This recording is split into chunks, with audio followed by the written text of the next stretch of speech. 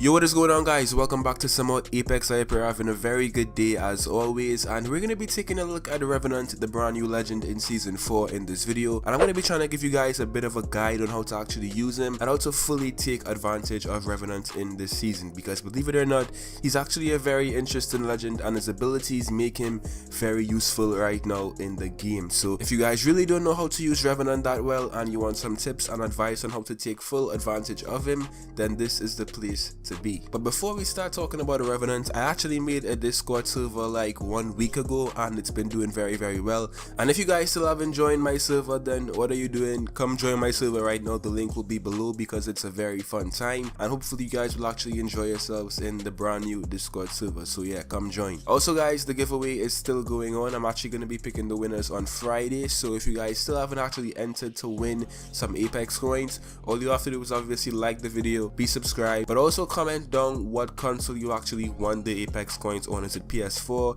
Xbox One, PC? So comment what console, what platform you won the Apex coins on. And finally, you must follow me on Twitter, because if you actually manage to win this giveaway and I have no way to contact you guys, then it's a waste of time. So yeah, follow me on Twitter right now. Tell me what console you won the Apex coins on in the comment section down below. And yeah, good luck to everyone in the giveaway. But let's take a look at Revenant. Now guys, I want to mention that obviously season 4 is brand new. Revenant just came out and every day we're still discovering new ways to play him and new ways to actually take advantage of him.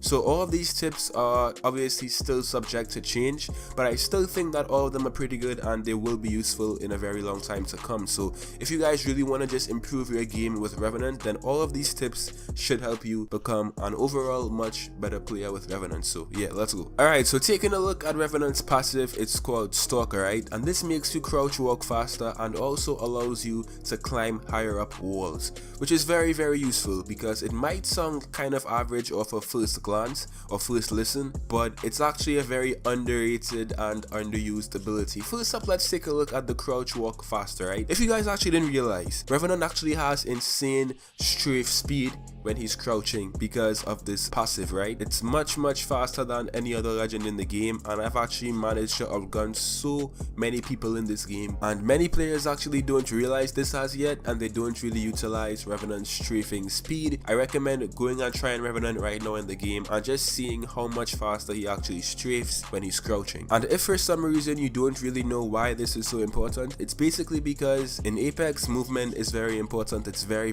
crucial to actually winning so much gunfights and stuff, and strafing is just an essential skill that everyone needs to know when playing this game, right? But Revenant just takes strafing to a whole different level because he moves so much faster. It's insane, and honestly guys, this is like the main reason why I actually love to use him so much. It's because of this crouching ability. Like, this passive is very useful, and it makes for a very sneaky, sly, fast, and just very fun legend to use. So that's the first step, guys. Utilize his strafing ability when crouching. Now the crouching ability is not just useful for strafing, but it's also useful for endgame, because let's say you're playing a ranked match and all of your teammates die and you're the only one left alive, right? In endgame, like coming down to the last like 5 players in the match, right? Because you crouch walk with so much speed, you can actually get around the map and stay unnoticed or unheard because you actually move so fast and so quietly. Like, it's very underrated, this passive. Like, no one will see you, no one will hear you once you actually play safe and just crouch walk everywhere. So if you're playing ranked, crouch walking is very useful because no one will actually notice you, which obviously just allows you to stay alive longer and maybe even win the game. If your teammates are all dead, you can third party and win the game with this ability. But just in general, this ability will always be useful because people just naturally cannot hear you when you crouch walk, so you will always have the upper hand on someone if you crouch walk, surprise them and kill them. So crouch walking is very useful because of the speed he actually crouch walks. So yeah, now not only can Revenant crouch walk faster as his passive, but he also can climb up walls much higher as well, and this also is very useful. This may not sound too impressive, just like climbing up walls higher, right? But high tier players know that if you can actually avoid taking zip lines or taking stairs or taking doors, then you should. You always should avoid taking the easy route or the predictable route in Apex, because people most likely will be waiting for you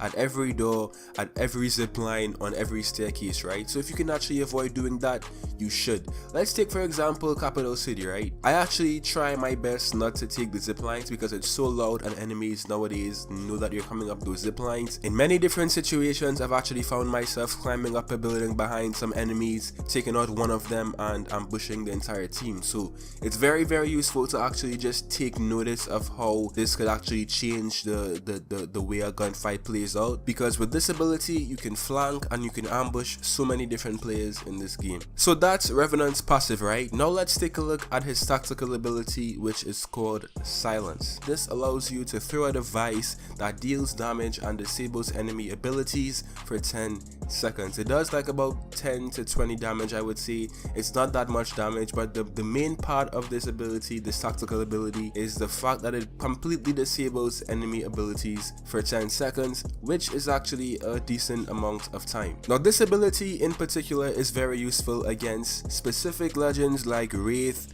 Path, Gibby, Bangalore, basically legends who like to use their abilities to get out of very sticky situations. Like Wraith would kind of like phase away, Path would try to grapple away in a gunfight if he's taking too much damage, Gibby would throw down his dome, and Bangalore would just throw some smoke, right? So all of those legends basically use their abilities to escape, right? Now the reason Revenant is so dangerous is because with his tactical ability, he completely cancels out that ability to escape. Enemies cannot run, they have to fight you, they are forced to fight you, and if you actually play your cards right, you will most likely win the gunfight. Now with that being said, right, never use this ability and just rush in. It may sound very tempting to just rush in and try to kill everyone because they're silenced, but in reality they can still shoot, they can still see, and they can still kill you if they want to. Like, it doesn't make them completely useless, it doesn't make them completely weak. They still have health and they still most likely have great aim and they can still kill you, right? So just because you manage to silence someone doesn't mean you should just rush in and risk actually getting killed because you rushed in too quickly, right? You should still take your time and still play very smart. I actually think that the best way to use this ability is to pick off one enemy at a time, because you definitely will have a much bigger advantage taking out one player at a time as opposed to trying to like take out their entire team all in one go by using this one silence ability. Like, it doesn't make any sense. So I would say take out one at a time, focus on one enemy if you can, because that is just a lot more productive and it makes a lot more sense to me. Also guys, this ability is also very well paired with his passive ability of crouching faster and climbing walls higher, because you could basically sneak up on enemies by crouching, get the jump on them, use silence, completely silence them, and take them out one by one. So it's a very good ability in that sense. And honestly guys, in every single gunfight you should always think about using silence. It's so good and it's just a very useful ability to have. Alright, so now let's take a look at Revenant's ultimate ability called Death Totem. It basically brings you and your teammates back to life if they die, but it brings you back with 1 HP. Now the most obvious tip when actually using this ultimate is to never place it out in the open. Always keep this in a very safe and secure place, because enemies, firstly, they can actually shoot and destroy the totem, which is obviously not very good, but some enemies will actually wait for you to come back to the totem after you die and will kill you as soon as you return, because obviously you only have 1 HP. You still have your shields and stuff, but you still only have 1 HP. So yeah, it must be in a very safe and secure place just to keep enemies from actually seeing it and destroying it. Also guys, when the totem is actually activated, all teammates should not use it. Like, it's very important to think about this tip right here. Your teammates should not all be in totem form or in I don't know, in shadow form basically, because it makes you guys very vulnerable when you come back. Let's say all of your teammates die in shadow form and they come back to the totem, they will only have 1 HP, so your entire team will be extremely vulnerable if they die. So I would actually say that only 2 teammates max should actually be in shadow form when the totem is active, because it's just a lot more safe like that. So guys, let me actually say that again, right? No more than 2 teammates should be in the totem form, because it's very dangerous if you all die, and the entire team will be extremely vulnerable as well. So yeah, keep that in mind. And my final tip for this video guys is that when you're actually in totem form or shadow form, you should actually rush. You need to take full advantage of it and you need to be very aggressive, because that's the whole point of actually using this ability,